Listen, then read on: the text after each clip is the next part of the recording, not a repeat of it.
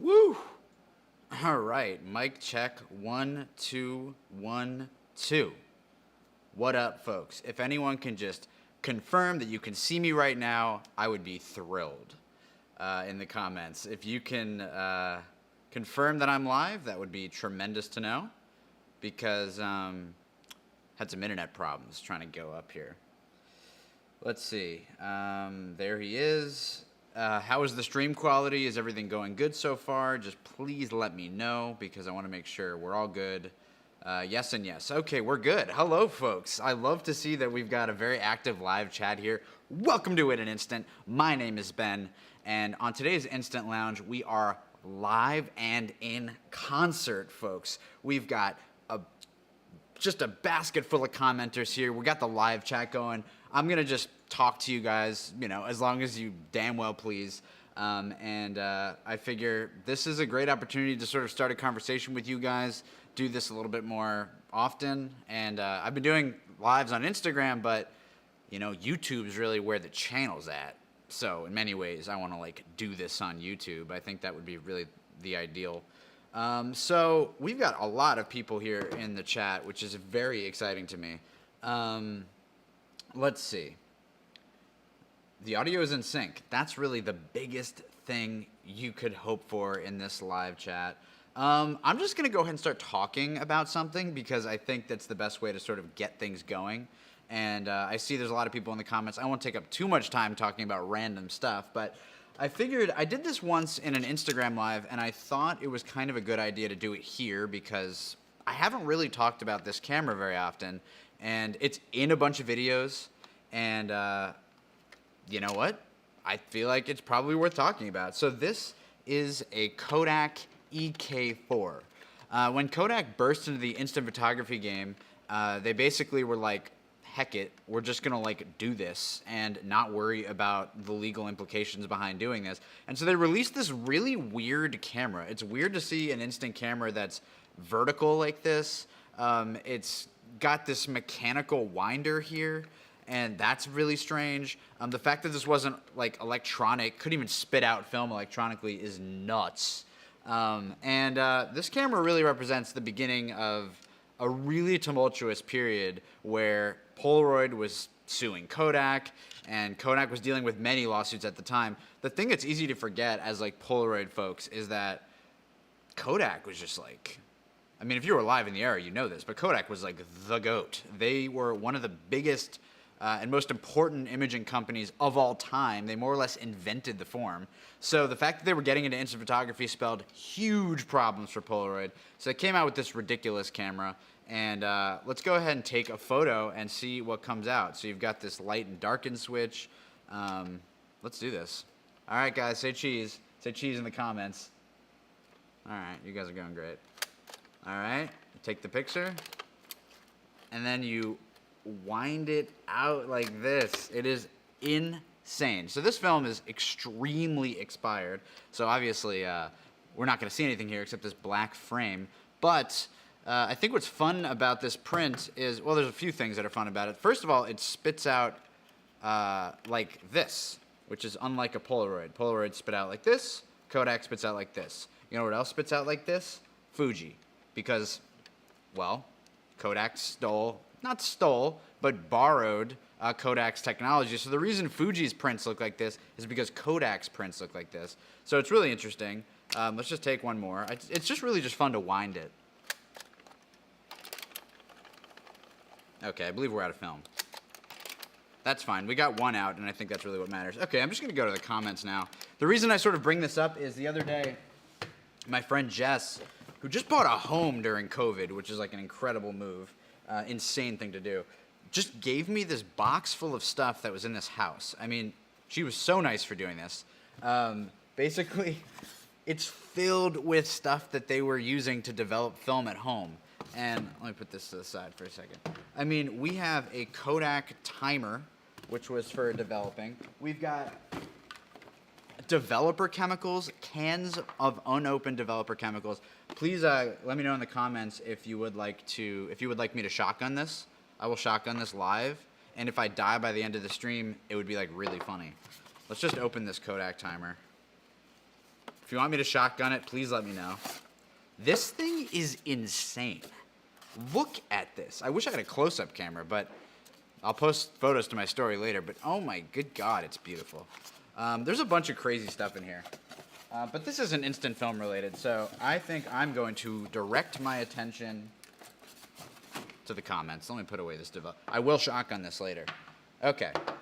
I'm going to dig into the chat here. That's why I'm looking toward this screen. Okay, so a lot has been going on. I've been talking, and people are saying hello, and I should direct my attention to these folks. Let's see. Okay. I'm sort of going back here. Does anyone have any questions? I think a good way to do this would be sort of question and answer style. So if anyone has any questions about me, the channel, instant film, anything goes here. We're live. Anything can happen. Let's see. Okay, I will shotgun it. I promise I will. My son Jeremy and I are watching you. Thank you, Lupe. I hope you and Jeremy are just kicking back, drinking some Dectol Developer, just chugging some of these, and just having a grand old day because this stuff tastes great. Ben Muller Brown, what did you study in London? That's a good question. So I went to London. I started my entire college education thinking I was going to go into journalism, which was a fool's errand. I did not know that actually I didn't really like journalism. I liked making videos, and it turns out that is what I ended up doing with my entire life. However, when I got to college, that was not an offered major there, but I'd already dug in my feet, and I was like, I guess I'm just at college, not learning what I like. So I ended up studying astronomy in college and communication, which sounds like mass media, but it's actually the study of human communication, so it's like almost scientific. And so I ended up getting most of my education through self-learning, internships, stuff like that. And in London, I didn't learn anything relevant. It was just history stuff, and I was just BSing that entire thing. I learned pretty quickly that college wasn't... I loved college. I loved being there and having friends and all that. But I just knew my education was going to happen outside of class. Ali Rami says, please send me some free shit. We'll see what happens. Also, I'm going to curse on this live stream. Absolutely. So just go ahead. There's a lot of comments. Okay. Sorry. Jesus. I got to be less long-winded so that I can keep up with the comments. Any advice for a Polaroid land camera Instax Wide conversion? I honestly haven't done that, so I wouldn't know what to say. Worst camera you've owned, asks Lauren A. That is a really interesting question. The worst camera I've owned. Oof. I mean, I don't buy that many bad cameras. I'm pretty, scrupulous. I'm pretty well-researched when I go into a purchase, so I don't buy that many bad cameras. But looking back, I guess, on my youth and sort of the cameras I was using when I was growing up, I kind of regret not shooting film when I was growing up because I was growing up in the early digital era where the cameras were really pretty much bad. So I wish I had grown up using film. I was using these Canon PowerShot G something, the early almost DSLR style cameras, but they weren't. They didn't have the mirror. It was electronic, and the cameras were terrible. I wish at that time I had just picked up film a little bit more seriously. Those were the worst cameras I used by far. Can I get popular on Instagram with just my images? That's a really good question. Ask Cody Williams. I'm not necessarily the foremost expert on this because, my account only has 1,400 followers or something. I have run several Instagram accounts over time and sort of understand pretty well what actually leads to success. And I don't think that just great images leads to success. Instagram's got the algorithm. Instagram prioritizes your activity on other people's posts. You need to be very active to have a successful Instagram account. God, I'm going to fall behind on this. Okay. I'm sorry. I'm just going to have to sort of jump through these. Why does everyone seem to hate Fuji Instax, but everybody loves Polaroid? By Blue Life. This is sort of one of the fundamental philosophical questions that we end up dealing with all the time. It's like, Instax gets a lot of hate. And I am one of those people that's extremely positive about Instax all the time, and it pisses some people off because they're like, I thought this was a Polaroid channel. But the fact of the matter is, the fact that two companies are even doing this is incredible. The fact that there are two companies making instant film in 2020 is nuts. And then the other thing that people really, really quickly forget is that Fuji Instax, while it does come from a gigantic company, has been around for over 30 years. This is like an OG company. Like, we think of Instax, we sort of think of the more recent line of cameras from like the late 2000s to now, but they've been around much longer than that, and they originate from the heyday of instant film. And so that's sort of an interesting connection to this camera. While this is a Kodak camera, the technology that was used to create these prints ended up being used by Fuji, and this was all happening during the time when instant film was most popular. So I don't really subscribe to the hate for Instax, and I think it's misguided. If you don't like the color, that's your opinion, but in terms of like the company, the fact that they even exist is incredible. Okay. Wow, this is amazing. This is so many comments. Oh my gosh. Okay, Instax is trash, clown face emoji. See, this is the thing. People just hate Instax. They don't really know why. The color is really good. It's very different than Polaroid, but you know, what can we do? What's your favorite edition? Matthew Klopp asks, what's your favorite special edition film Polaroid has released? I never shot circle frame film. I feel like that would probably be my choice, but I really liked the gold dust frames from last year. It's like weird to pick frames as a special edition film that you like because it's completely irrelevant. Like the film is supposed to be the same, but I was getting crazy different results on my gold dust packs, and it was like awesome. I loved the way the film looked. So that was my favorite use of that. I ended up storing a bunch in the fridge, and half of it went bad because what the hell was I thinking? What's up, says Sanan Altanova. Oh, what up, what up? Okay. JoshBoucher says, what projector is that behind you? That's a Bell & Howell 16mm projector, and the bulb burst, but it's a fun prop. Is that a blue Sun 660 on the left? Asks Ken N. Yes, this is a custom Polaroid Sun 660. I really just love it visually. I've shot with it a bunch, but this is just a nice thing to have out. Let me make sure everything is still up to date. Okay. I feel like I have to jump ahead. What do you have against the Fuji lead play? I like the digital aspect, but definitely understand why people don't like them with film photography. But is there more? Love the videos and stories, by the way. That is asked by Sheldon Keith. Thank you, Sheldon. I think this is a great question. It's worth addressing. The fact that Fuji is releasing now, perhaps going forward, maybe not, but predominantly pushing these digital hybrid cameras. And this is going to be controversial because I don't like those cameras. I don't think that is what instant photography is all about. It's basically, to me, the same thing as having a Polaroid lab with a digital camera attached to it. So you take the picture, you decide what to print. It prints an actual instant film picture that develops in real time and has all the magic and chemistry of an instant film print, but is done so through this other process which sort of robs the entire medium of its purpose in many ways. So that's why I don't like the Lee plan and why I don't like the hybrid digital cameras that Instax is releasing. Blues Pinewood recommends that I put the chat into slow mode, but honestly, I just think that this is hilarious, and I love that there's a lot of people in the stream, and I don't want to slow anyone down from commenting, even though I'm having trouble keeping up with it. Will you? Jeff Hung says, I'm just picking things out of air here. Will you ever get a Mint Instant Con RF70? That's a very fair question because I mention it all the time. It's the most expensive instant camera on the market.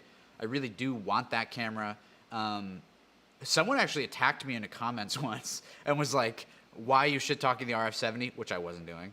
And just because you can't afford it, I can afford the RF70. The reason I haven't purchased the RF70 is because it's not really the amount of money that I want to spend on an instant camera. You know, I've spent a lot of money on cameras.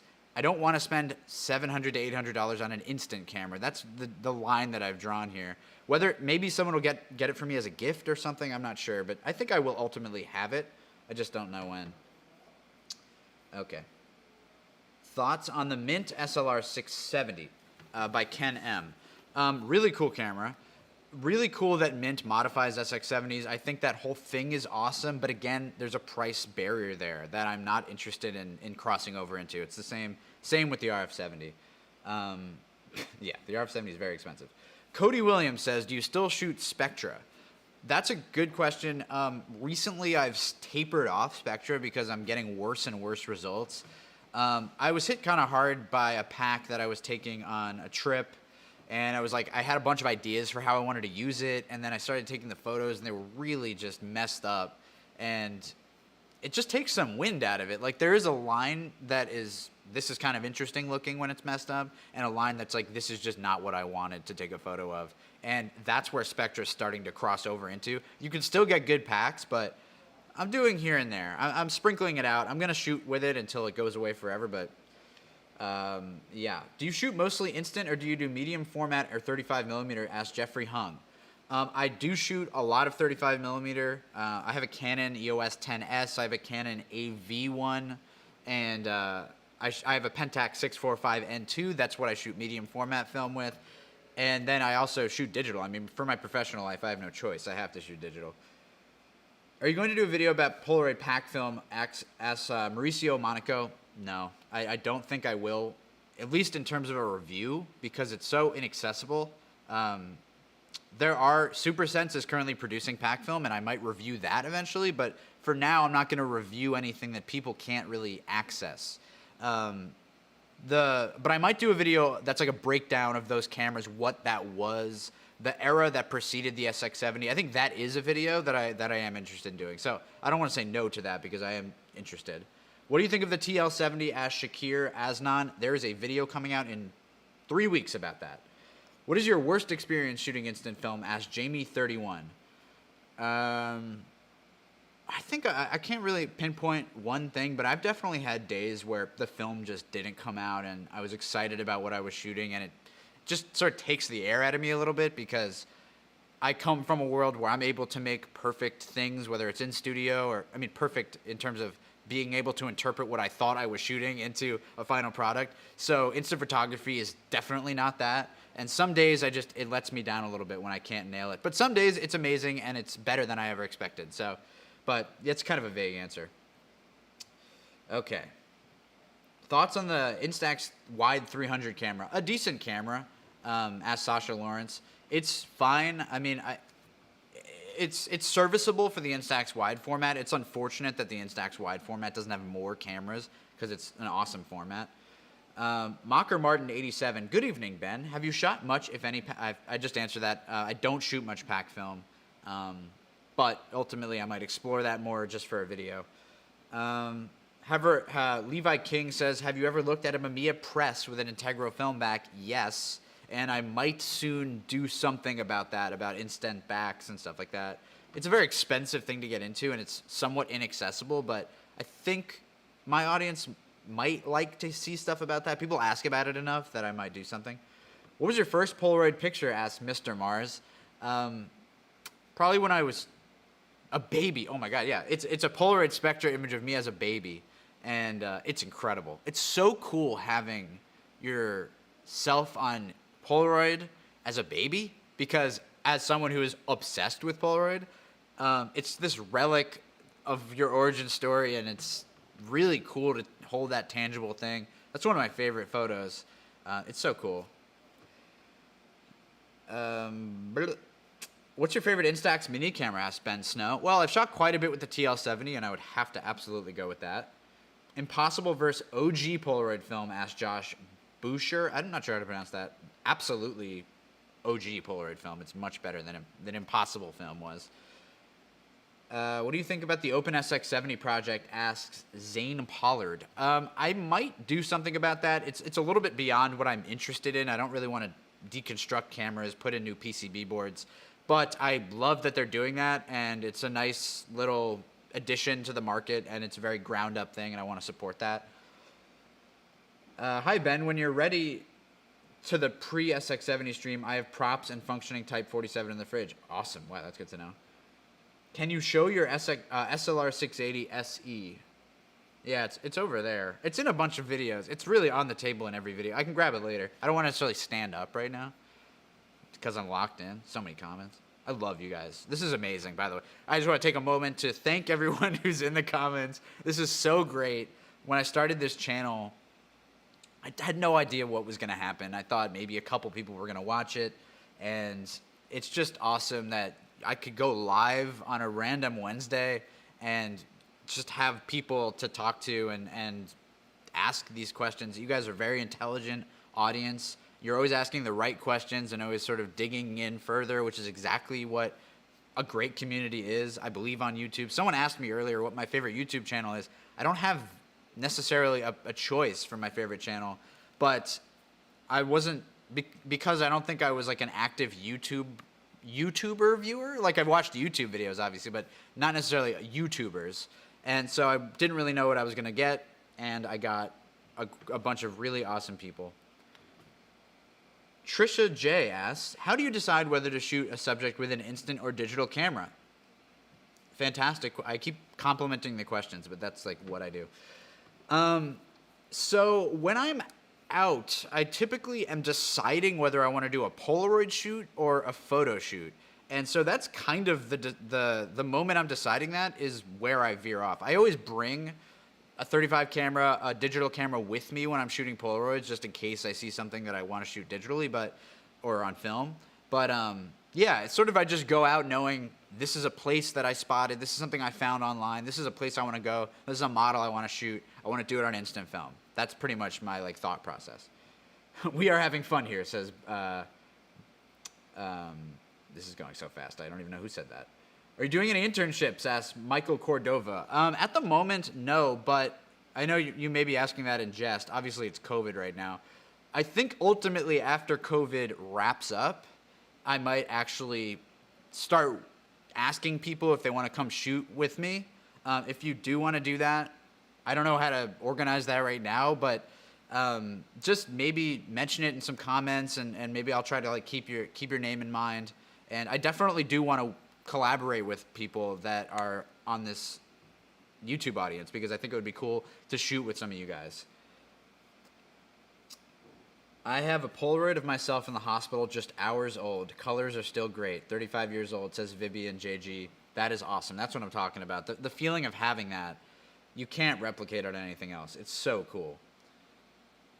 What's the most beautifully screwed up thing that's happened to your Polaroid film? Asked Matthew Klopp. I wish I had the film as an example here. It just immediately comes to mind. It was like the day after New Year's. You could find it on my Instagram. I was shooting with Lauren outside of a Brooklyn market, and it was night, and I used flash, and something happened to the film. A gigantic streak of red light just like shot across the top of the film, and it worked perfectly. I have no clue to this day what it was. Maybe the good Lord intervened. I don't know, but that was like the coolest mistake. Because usually I'm not actually super into the mistakes that come out of Polaroid. I know that's oxymoronic, but I do have a vision in mind when I'm taking a photo, and if something drastically alters it, I don't love it too much. So it's rare, but when it happens, it's fantastic.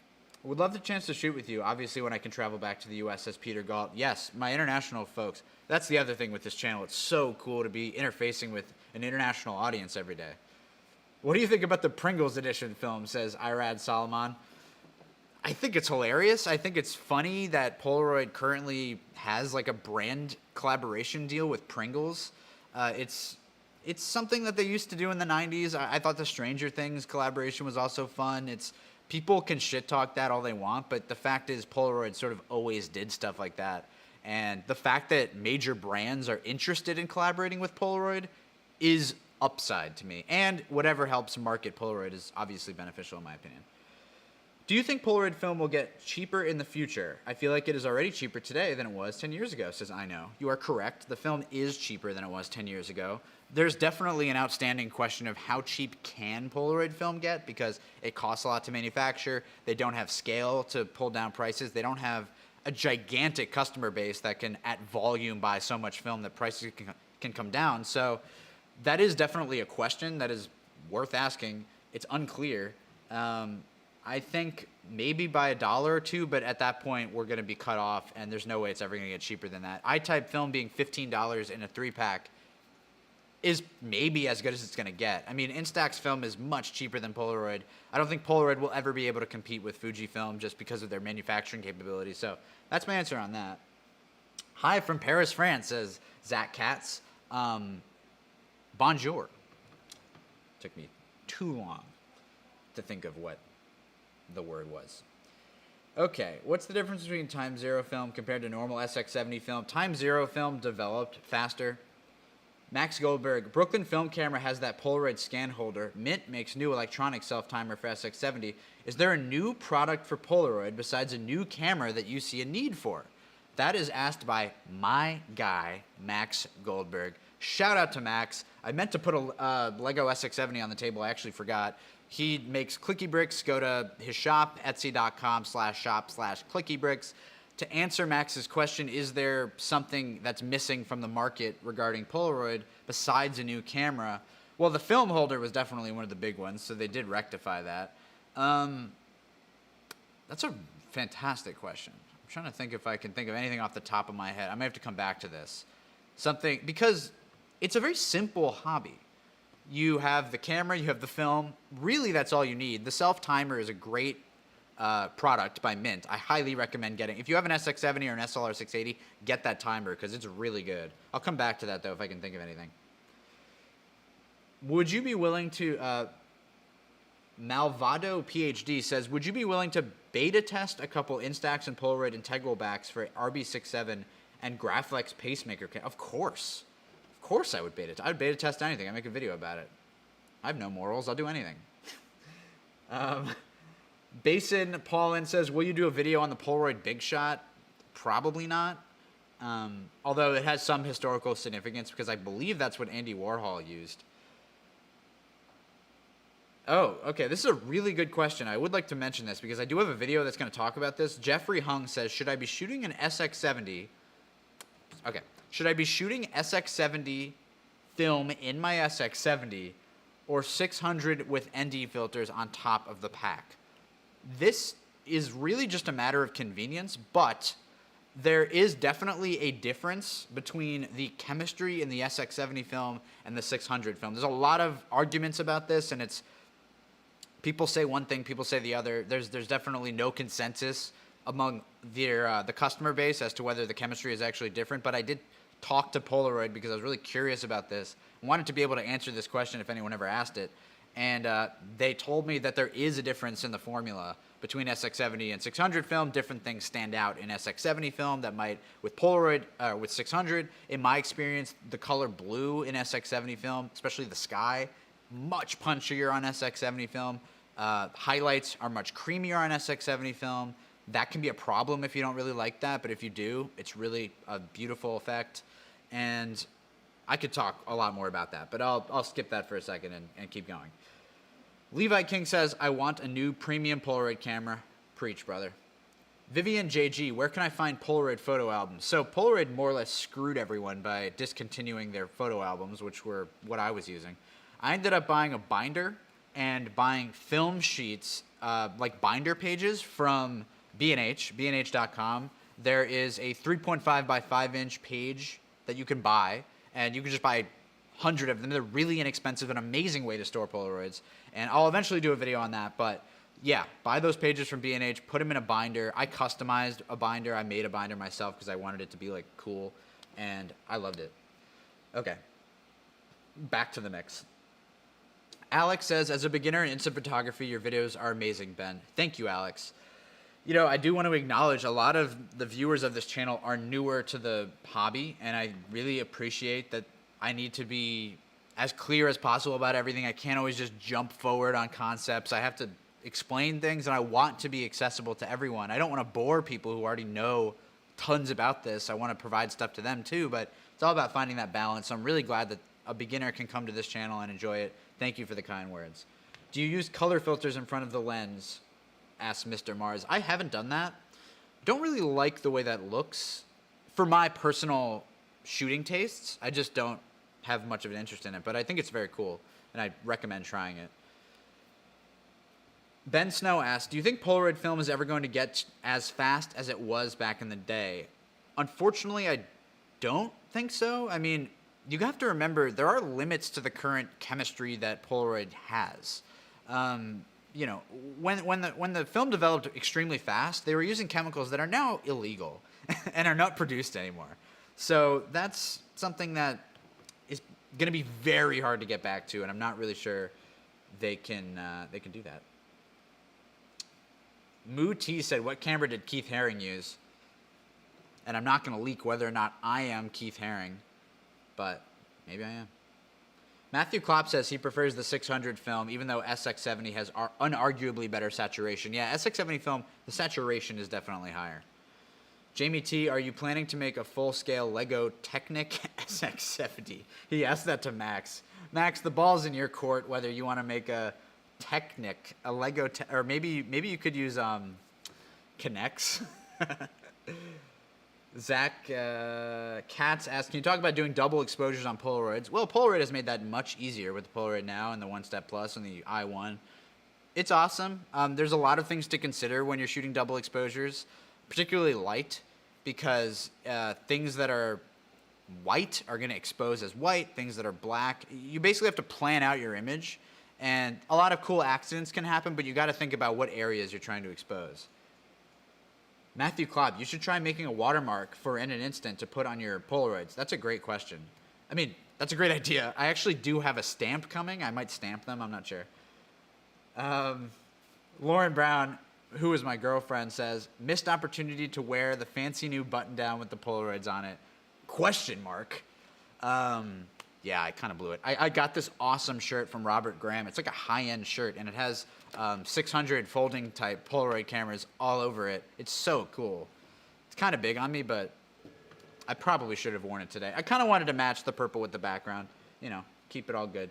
Roll film video? Probably not. Okay. Sun and D970 says, hi, Ben. Will you be making a dedicated video about the Minolta Instant Pro, my favorite Polaroid camera of all time? The answer to that, unfortunately, is no.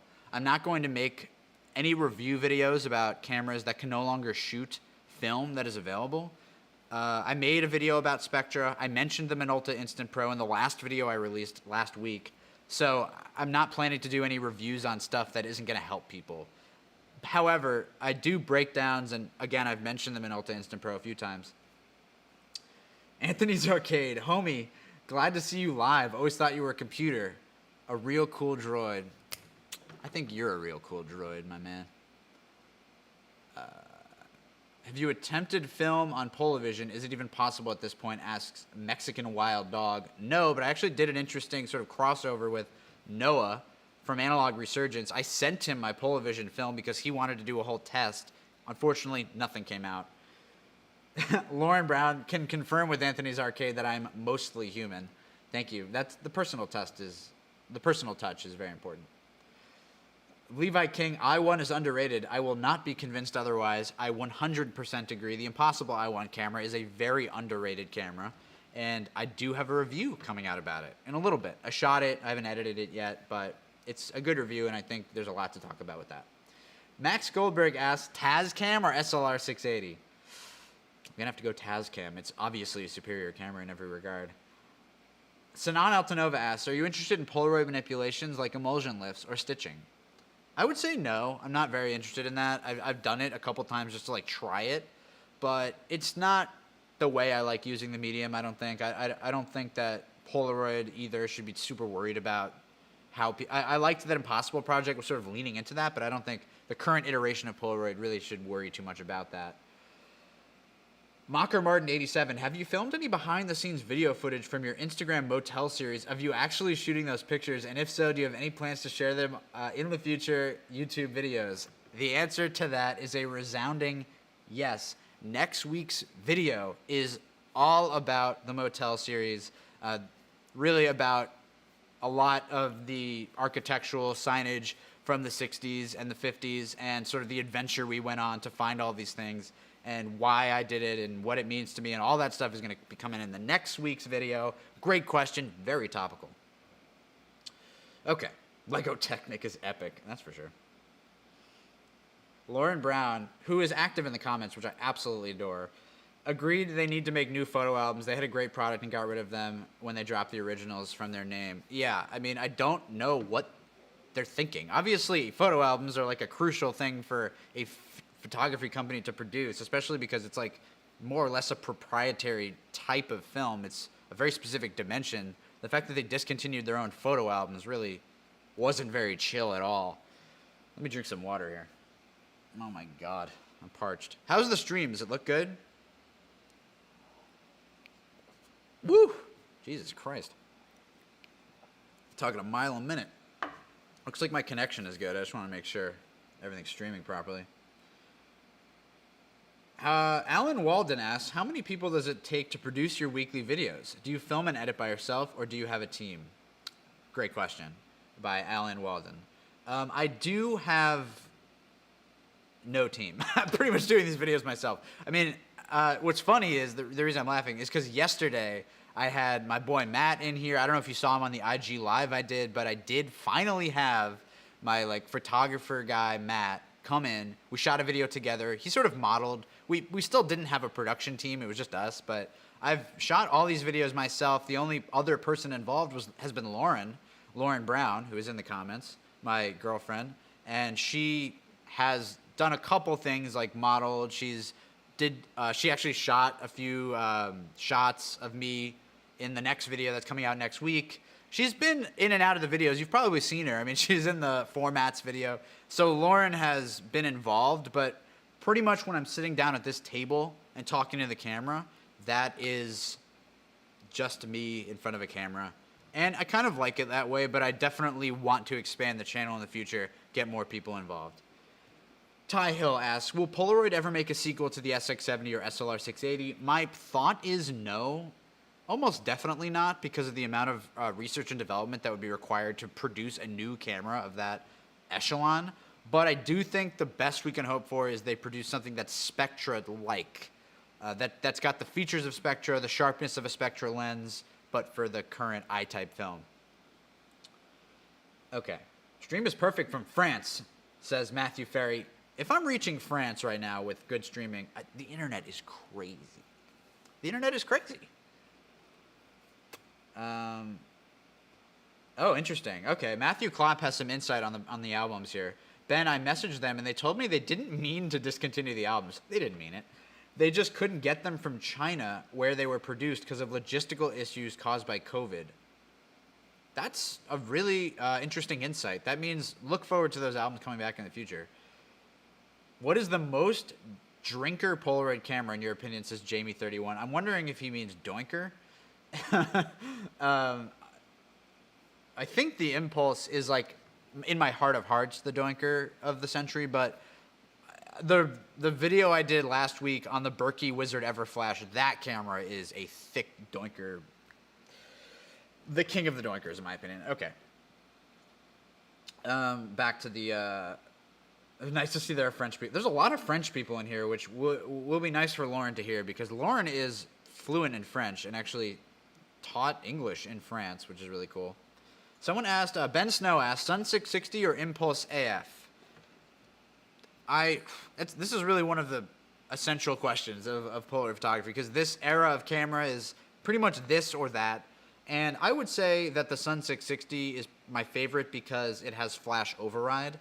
It's as simple as that. I think the lenses are very similar. The behavior of the sonar is very similar. The only difference is that with the shutter, which is here, you can back your finger off one step, push in there, and the flash won't go off. And you can't do that on the Polaroid Impulse AF. So that's why I would pick the Sun 6. Also, the Sun 660 is one of the most beautiful cameras they ever produced. It is plastic. It is cheap-ish. The lens isn't amazing by any means, but it's one of the most beautiful cameras they made. And if you can get it in blue, if you can get a custom one in any color, definitely do it, because it's really cool. Singapore signal is strong, says Jonathan Yap. Shout out to Singapore. Keep doing your thing. Great stream in Bahrain. I can't believe the amount of countries that are currently tuned into this. This is amazing. Micah Waz says, salute, Lauren. I'm not sure how to pronounce that. Hot in Irvington today, man. Yes, says Captain Chaos. It is extremely hot in here and hot outside, and the air conditioner is doing very much nothing at all. Hopefully I'm not sweating. I don't think I am. Or I'm sweating a little bit, but it's more for, like, sheen. Okay. Saying hi from Germany. King Doodoo. Amazing username. Is this instant video? This really is the future. Yes, it's very happy to be live right now. Not impressed with the Polaroid products management, says Jimmy Colorado. Woof! Fire in the chat. Shout out from the Ukraine. Are there any lens caps known to work with the One Step 2? Not that I know of. Hi from India. This is fucking crazy. Hi from the UK. Hi from Pennsylvania. Keep the questions coming. I might have to scroll back. I feel like I missed some questions. Margarita Calderon asked, why does Instax develop so much faster than Polaroid? I kind of answered this earlier, but essentially Instax is operating with grandfathered in chemistry from when they first started developing instant film under the Fujifilm name 30 years ago. So they're using chemistry that is from the heyday of instant film, is from a time when it was possible to do that more easily. And now it's very hard for Polaroid to do that, and Polaroid film hasn't been developing any faster. This is a great question. Adrian Farjolici says, would you say an instant camera created as a collaboration between Fujifilm and Polaroid would be a good idea? All right, there's a lot to talk about here. So, first of all, there has been one. The Fuji Instax, or Polaroid Mio, sorry. The Polaroid Mio was a Polaroid branded camera that shot Instax film, and that camera is more or less just an Instax mini camera. It's no reason to get it. It's not special in any way. But as for the more practical question of whether if they did that today, that's not going to happen because Fuji has no reason to do that. Fuji is a multi-billion-dollar company. Polaroid is, you know, the little engine that could. They're a small group of people. Fuji has absolutely no reason to help Polaroid in any way, and they have zero interest in doing that. Just look at SuperSense, which was it is the pack film company, and they attempted to buy Fujifilm's machinery, and Fuji just said, get away. We don't want to talk to you. Fuji's not interested. So there will be no collaboration between Fuji and Polaroid, unfortunately, as much as it would be hype. Lauren says, doinker alert. We love to see it. You got any Polaroid glasses in your glasses collection, says Philip Carter. Amazing question. I don't. I feel like I got to get some. Polaroid glasses are really, they predate the cameras. I mean, a lot of you probably know that, but Polaroid was a lens company. They created polarized glass. Edwin Land invented polarized glass.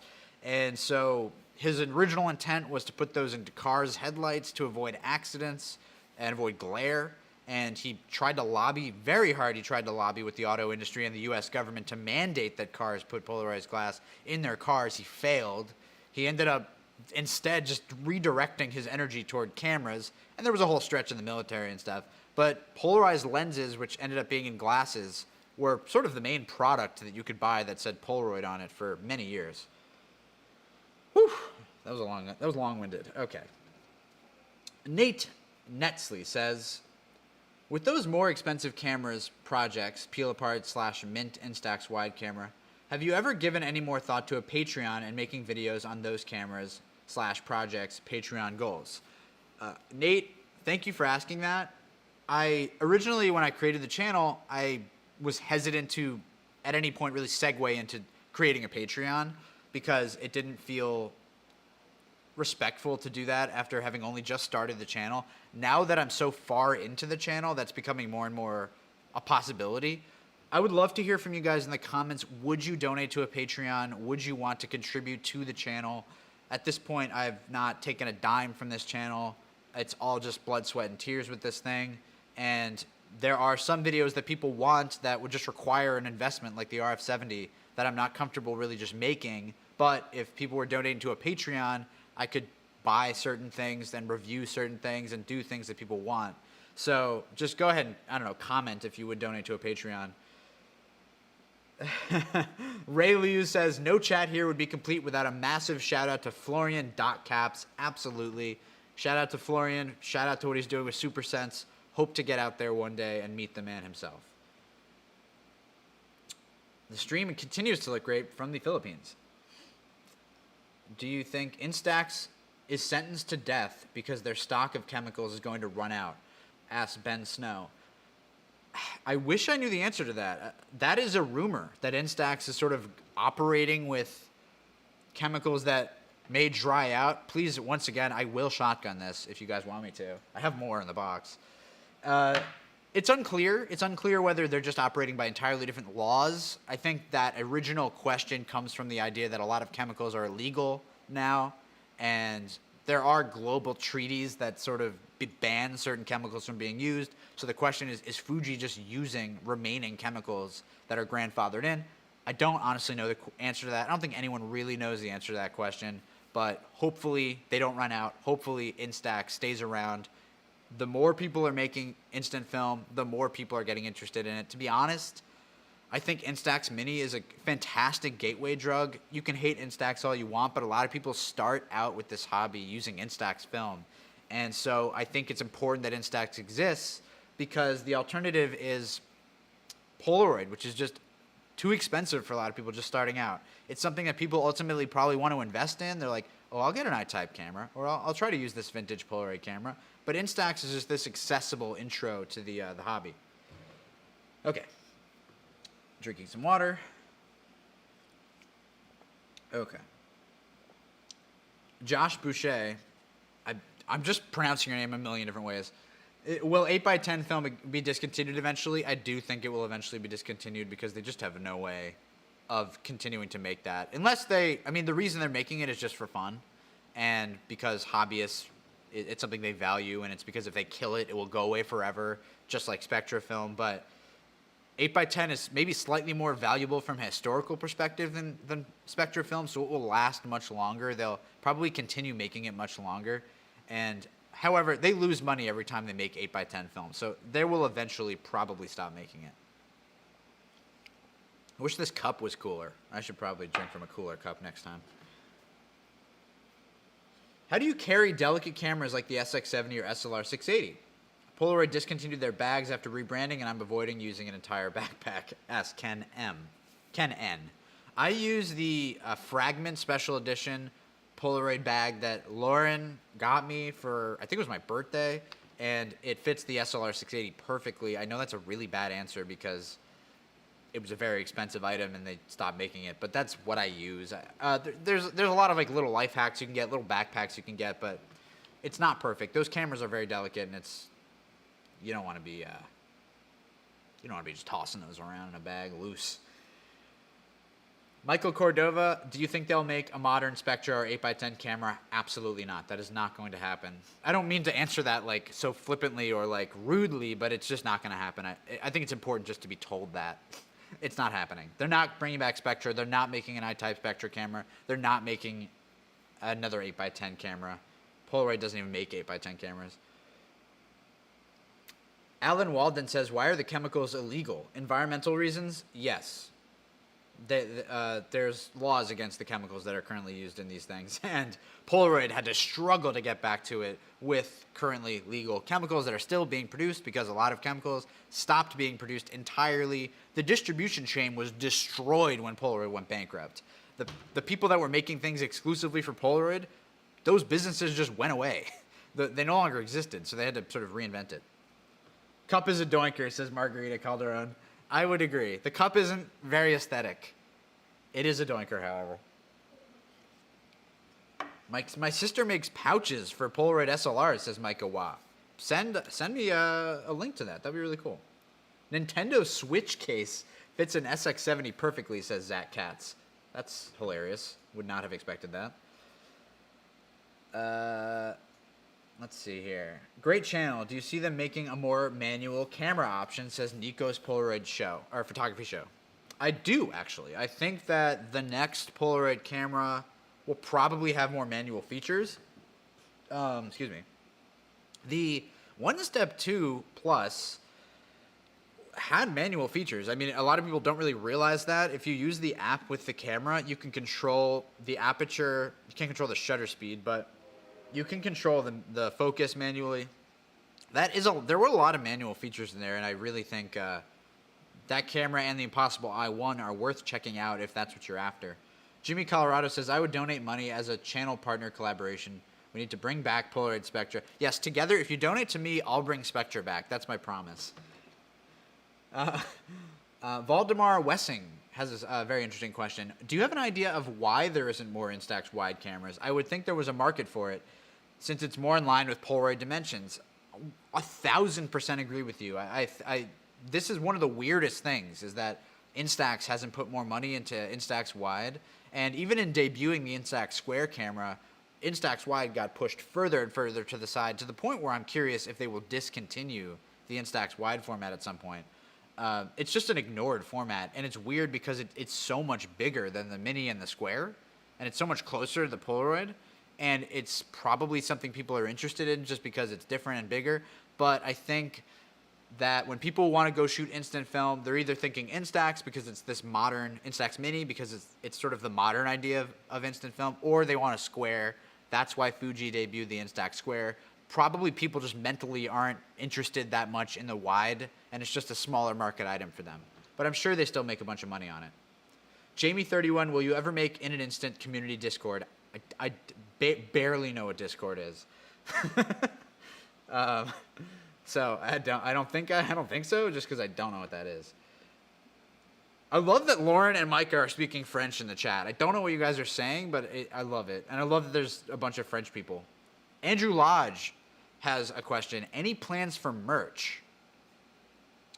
So this is a challenge for me because when I started this channel and I designed the look of the channel, I did so with a focus on marrying the design elements of the Polaroid brand that everyone sort of knows and loves. So it's very familiar, and when you're looking at it, it's very colorful, and it has all the things you'd expect from a Polaroid channel without misleading people into thinking this was an official Polaroid channel. So when it comes to merchandise, the issue is that Polaroid has patents or copyrights, trademarks on some of the design elements that I'm using, including the rainbow motif, the square film shape.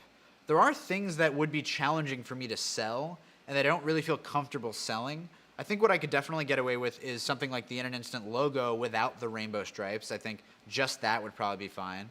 I do have some stickers that I'm getting printed that I was able to get that I probably will just give away.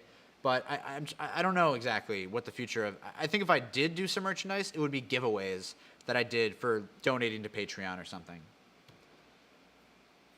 Great question.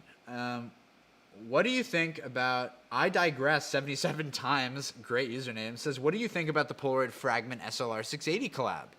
This was a collaboration that I think got made fun of a lot because it was ridiculous. It was extremely expensive. Everything they made was way too much money. The SLR 680 they made that was rebranded as a Fragment camera was ridiculously overpriced. And the whole thing just felt silly. Including the special edition frame, which only had sort of a faint Fragment watermark on it. It just was... the whole thing was a weird. And I didn't love that collaboration. I think the collaborations can be hit or miss.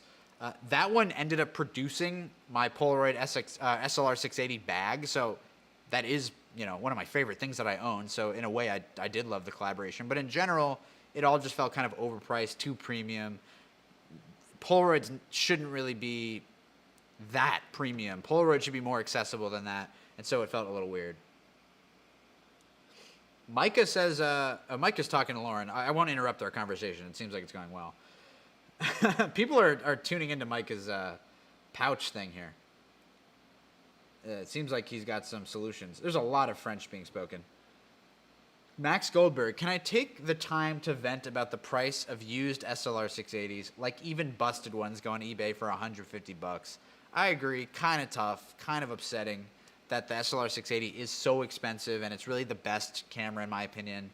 And I guess that's what you pay for the best. We did this camera comparison yesterday, and it was really interesting to see like how the SLR 680 performed when shooting the exact same photo to the Polaroid Now or the Sun 660 or even the Instax 500 AF. And it's just the glass lens, it's night and day. You can always tell. The SLR 680 and SX70s are so good. The only thing I would say is that, if you really don't want to pay for the SLR 680, the SX70 is more affordable, so I would go that route. Jonathan Yap says the best collab would be Polaroid and Cartier. It's kind of a fun question. What would be the best collaboration? I think the Stranger Things collaboration was really good because I aligned so much with the show. It didn't feel random. The Pringles collaboration is random, but Stranger Things didn't feel so random. Let's see. Max says, can you please make a video saying the SLR 680 is garbage so prices go down? Yeah, maybe I'll do that because I might have to buy. I might have to buy one eventually if my SLR 680 stops working. God forbid. That would be terrible. Jimmy Colorado, how about In an Instant startup instant camera film company? We can do it. That's funny you say that, Jimmy Colorado, because You know, everybody daydreams. I daydream too. I've definitely thought, wow, wouldn't it be crazy if, I had $1 billion and I just bought Polaroid? What would I do with that money? What would I do with Polaroid if I could do anything with the company? Would I create another SX70? Would I call it the SX80? Would I make the SLR 700? Even hearing these terms gets me excited. And I think one thing I would invest in is new machinery. I would probably try to build new machines, somehow make the film cheaper to produce, and maybe intentionally incur losses just so that the film was cheaper. Because it's all about the people, and it's all about the shooters. Ben Snow says, from 1 to maybe -5, where would you rate the Polaroid Snap Touch? I'll go -5. JoshBoucher or Boucher says, thoughts on pricing cameras refurbished by Polaroid. So yeah, Polaroid cameras that are refurbished by Polaroid are very expensive, and they're probably too expensive, but you're also paying for the craftsmanship that went into refurbishing those things, and you're paying for the warranty as well. So a lot of prices sometimes immediately jump out to you as being ridiculous, but there is a behind-the-scenes element to that is worth it. And if you have the money and you want something that's sparkling, fresh, new, parts replaced, everything fixed, gonna work 100%, has a warranty, it's kind of cool to buy it from Polaroid. Let's see. Do you think Polaroid should be protected from UV light or sunlight, meaning hanging them on the wall, says Mr. Mars? This is interesting because I have a section of my office that has a bunch of Polaroids on the wall. And I've intentionally, and sunlight hits them. And when I first did that, I was like, wow, this looks awesome. And then I thought, shit, aren't these going to fade? The sun is hitting them directly. When sun sets, it's just blasting the Polaroids. It's not good to do that. If you want your Polaroids to last, if you have any Polaroids that you truly care about them not fading over time, store them properly. If you hang them on the wall, you're going to risk sun damage, fading. It's going to happen. It happens with any sort of anything in the world. It will always decompose. So I will now keep addressing things.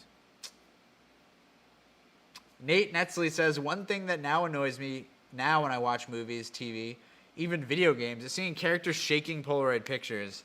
Even those who should know better. Am I alone here? You are not alone, Nate. It's funny because nobody knows that. Everybody thinks you should shake Polaroid pictures if you... I mean, you take a photo today, you hand it to someone, they're going like this.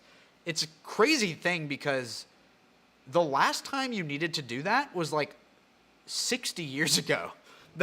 The last Polaroid pictures that you actually needed to dry off are from the 60s. So it's really hilarious that that joke or that concept somehow survived till 2020.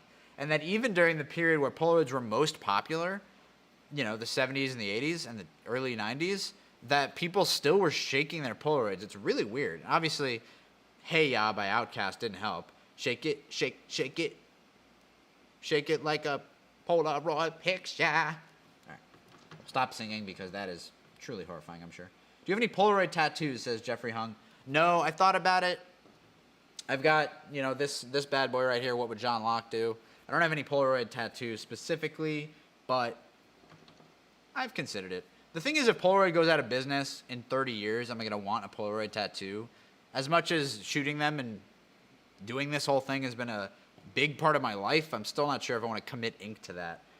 And maybe, though. I honestly think it would be a cool tattoo. Just a Polaroid print, like an empty square frame, would be really cool. And maybe a small on my body. I might do it. Lauren, maybe comment if you think I should get that tattoo. If we get Lauren's approval, we'll start considering it. Marcus says, is it just me, or is it annoying when someone else calls Instax pictures Polaroids? Look, the temptation is to be annoyed by that, but the only thing that means is that that person hasn't been educated. So you need to take a step back, calm down, don't attack them, and explain the difference, and be nice to them, because maybe they're going to get into Polaroids, and maybe they wouldn't if some Polaroid fanatics just starts wailing on them about Instax is different and all that. I think someone asked me a Lost question. What's your least favorite character from Lost, says Margarita Calderon. Jesus, what a question. I mean, there's a bunch of characters in Season 6 I would rank pretty low. Seamus, the guy from Giraflight, is like a nobody. Alana wasn't my favorite character.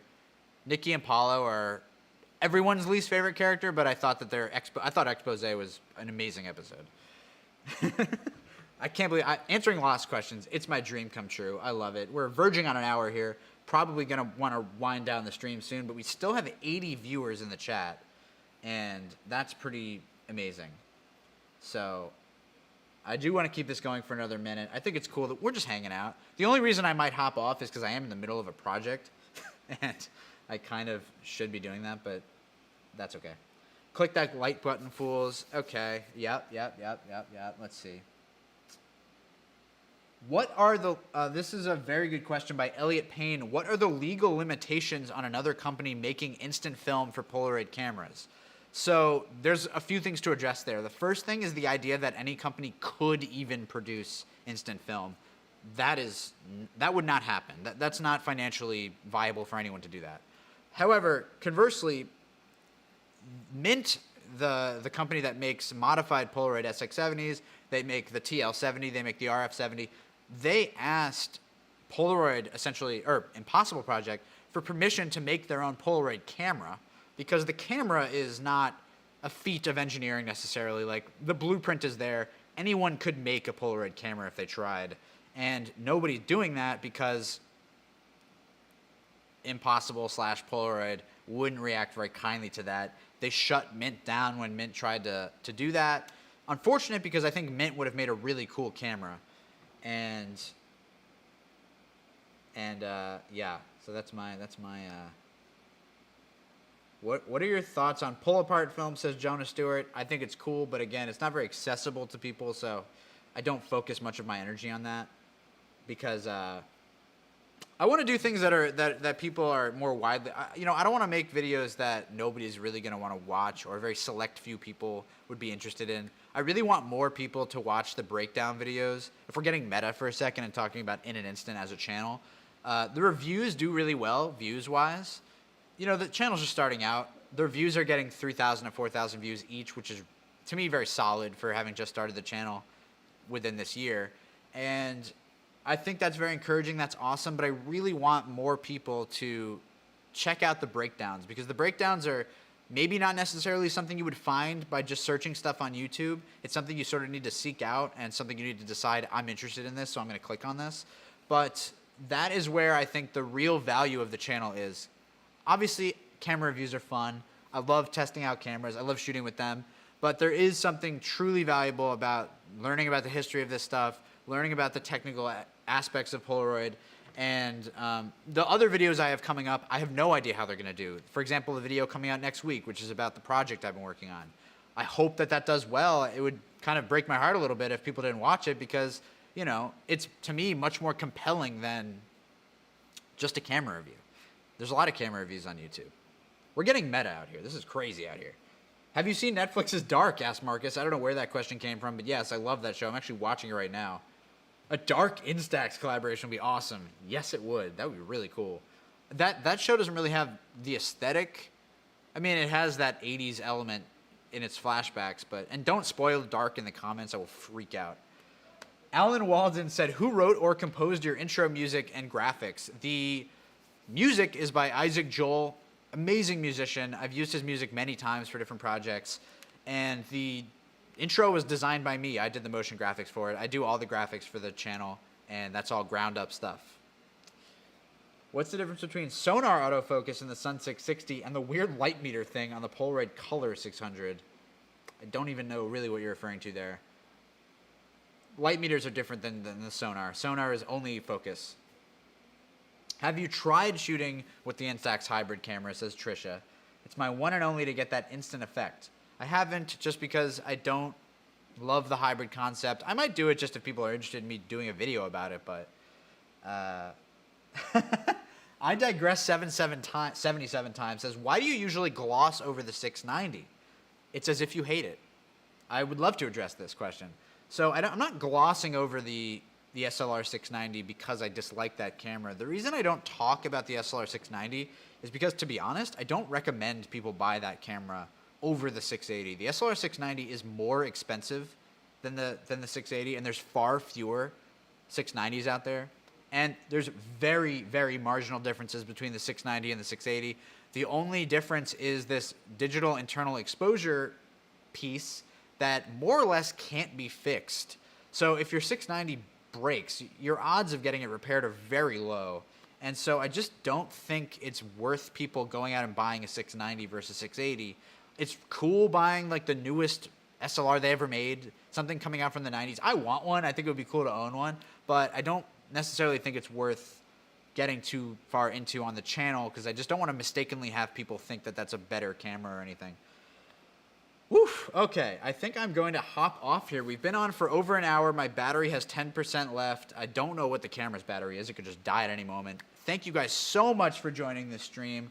We've been on for an hour and 6 minutes, and I could go on for another 2 hours.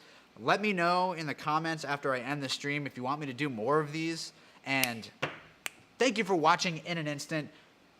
You've subscribed to the channel. That's why you're in the live. But please share the videos. Get the word out. If I do start a Patreon soon, I will let you guys know. I really appreciate everybody in the live. Matt Lucier, who I was talking about during this live, just joined the chat. I don't know whether you've heard anything else I was talking about here, but peace out, guys. I love you all, and I'm in love with you all. Stream is over. Now.